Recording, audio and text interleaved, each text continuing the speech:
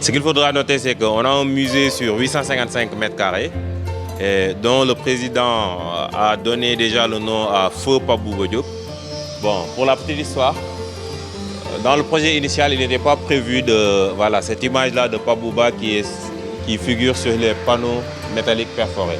Le design initial venait de la sorte, mais lorsque le président l'a dédié à Pape Bouba, on a dû changer le design pour incorporer maintenant son image, comme vous pouvez le constater sur ces panneaux métalliques perforés, avec un petit texte pour lui rendre hommage.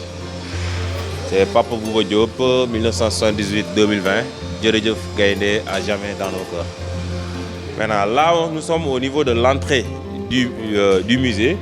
Et à ma gauche, on a une boutique qui va faire office de boutique de souvenirs. Lorsque vous viendrez dans le futur visiter le stade, visiter le musée, visiter le stade, il sera possible à partir de cette boutique-là d'acheter des souvenirs qui rappelleront que vous étiez parti au stade du Sénégal et que vous aviez pu visiter le musée.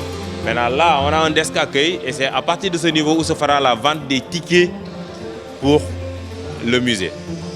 Voilà, parce qu'on a un système de tourniquet qui permettront la desserte. Donc c'est à partir de ces desks-là qu'on va vous donner le ticket d'entrée. Et si vous avez le ticket d'entrée, vous allez passer au droit de ces tourniquets d'accès pour aller maintenant vers l'espace d'exposition.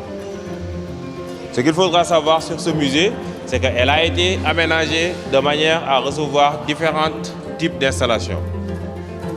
Déjà qu'on a au niveau de l'entrée, dans cet espace, un espace qui sera dédié au Ballon d'Or Sadio Mané.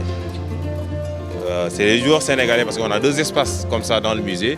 C'est deux espaces qu'on a conçus et dédiés aux sportifs sénégalais qui ont eu à gagner le Ballon d'Or africain. En l'occurrence, c'est Sadio Mané et El Hadji Ousseynou Diouf. Donc, ces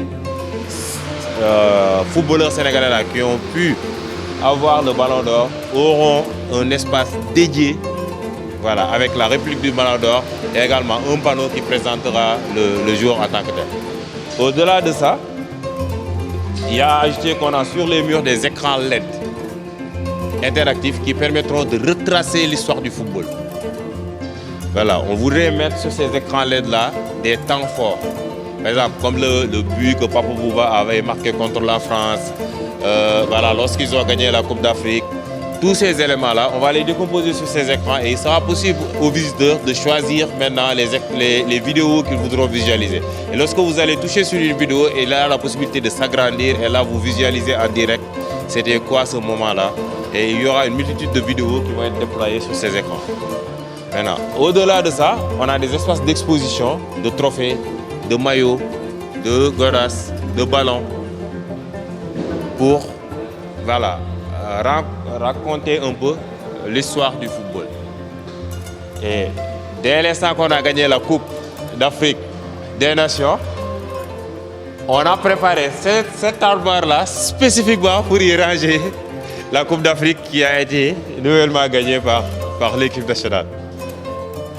Au-delà de ça, on a à ce niveau-là un écran double face sur lequel il va reposer de part et d'autre des maquettes du stade. Et ce qui est visé dans cet espace-là, c'est de raconter l'histoire de la construction de ce projet. C'est quoi le stade du Sénégal?